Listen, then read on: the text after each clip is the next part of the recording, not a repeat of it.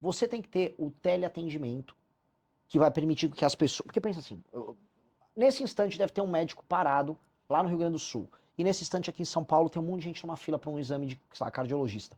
Se você tem um aplicativo centralizando isso, você marca uma consulta com qualquer médico ao redor do Brasil.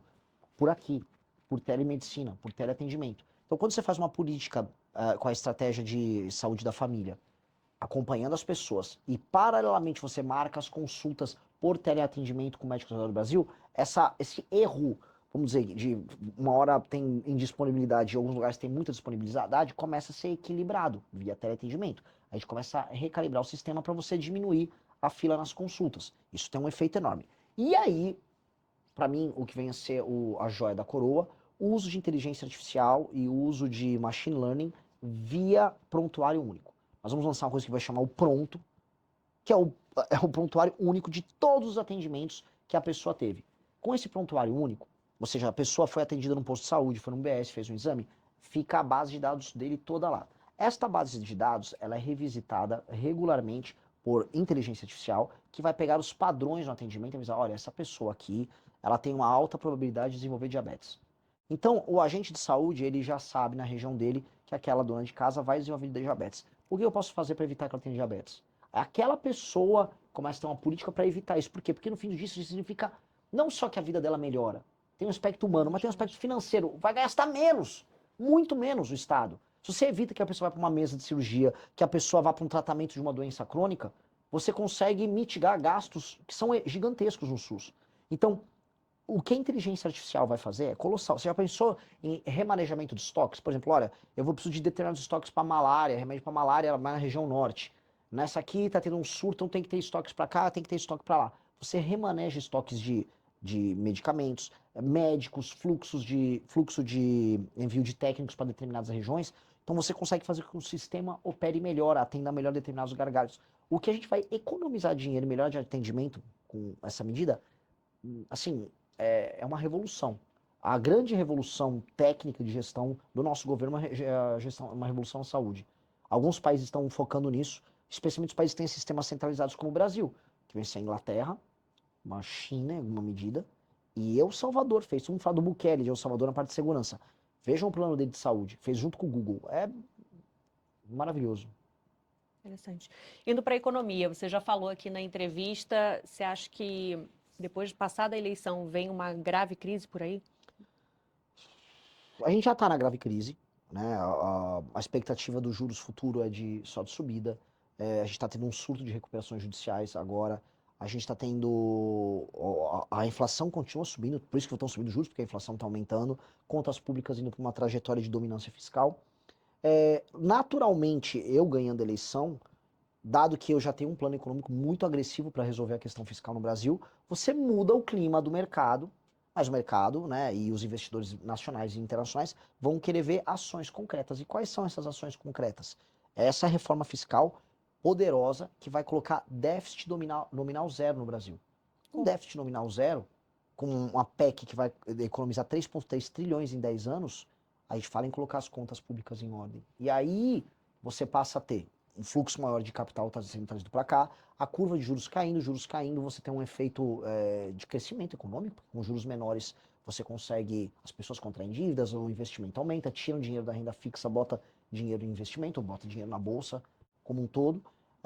Você consegue reduzir também as alíquotas de impostos em diversas áreas, abre o Brasil para o mundo, para você ter um regime mais competitivo, e aí, aí a gente sai dessa curva. Agora, em condições normais de temperatura e pressão, a manutenção do PT no poder é apenas desastre. A gente tem um governo Dilma vindo aí. Tanto que eu acho que as chances do Lula tomar um impeachment não são nem um pouco desprezíveis no Se novo mandato. eleito, Se reeleito.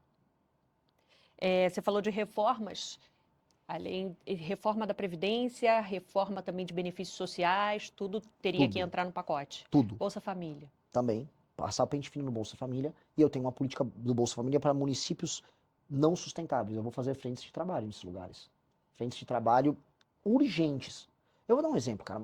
Eu fiz um trabalho social, foi desenvolvido pelo MBL, que chama Leve Postos. Eu fui numa cidade com baixíssima atividade produtiva, juntamos uma comunidade, com base no investimento próprio que a gente fez com doações da molecada nossa.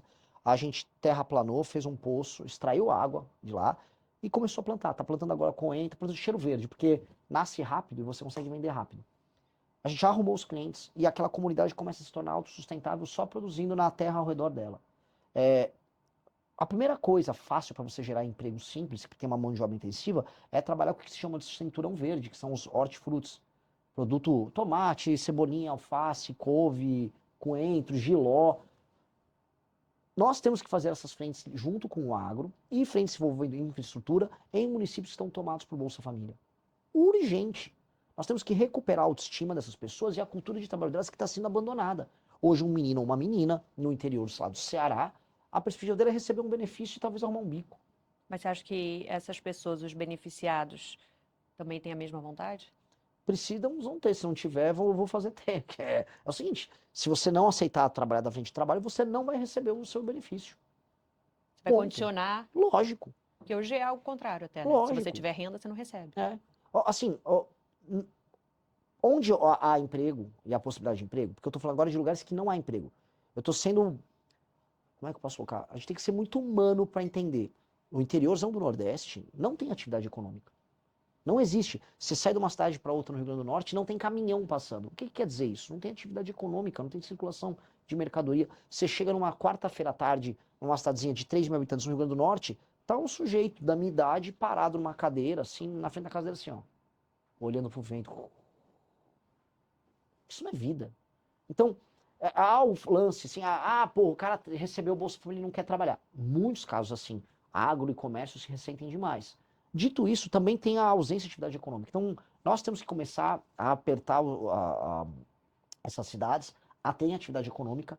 O governo, e assim, a infraestrutura e o cinturão verde são dois caminhos muito rápidos para você já inserir essas pessoas no mundo do trabalho. E assim, eu estou te dando uma alternativa. Não quer trabalhar, não vai receber Bolsa Família. Não vai. Agora, tem lugares que não conseguir chegar lá, continua lá com o Bolsa Família e vamos resolver de outra maneira. Então, indo para a questão fiscal, vai ter que passar pente fino em benefícios sociais. O BPC tem um monte de fraude. Um monte de fraude. E o BPC, o valor é muito maior do que o Bolsa Família. E ainda é corrigido de acordo com o salário mínimo. É um monte de fraude. Arrumei uma briga enorme aí, continuarei arrumando a briga. A máfia do laudo falso do autismo. Se eu quisesse pegar um lado falando que eu sou autista, eu conseguia. Eu já sou meio hiperfocado e tal. Hoje você tem laudo falso, eu tô falando. Para Você tem, conseguir benefício? lógico. Hoje, com a lei Berenice Piana, lá de 2012, foi equiparado a outras deficiências o autismo.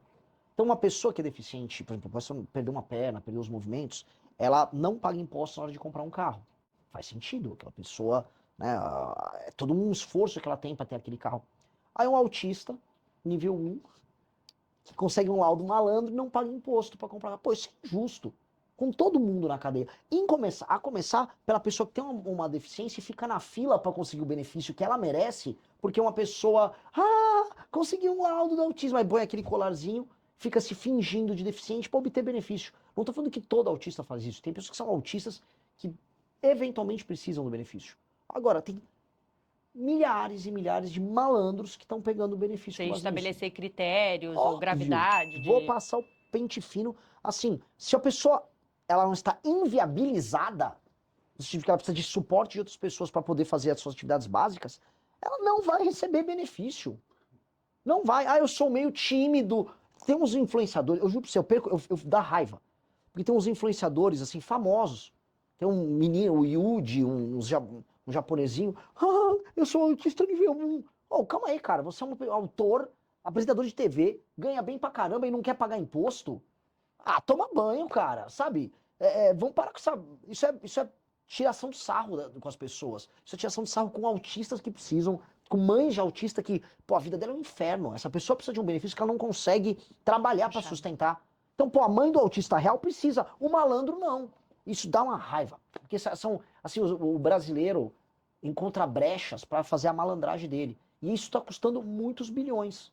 Isso é só um pedacinho das fraudes. E os penduricalhos, os supersalários, o alto funcionalismo. E as renúncias fiscais de empresas que não precisam. E vamos botar aqui, os reajustes automáticos e a falta de incentivo no serviço público para que as pessoas tenham desempenho. A gente vai reformar tudo isso. Isso você acha que você consegue aprovar? Preciso aprovar. Essa é a primeira coisa que eu preciso aprovar. A reforma fiscal. Isso é a primeira coisa.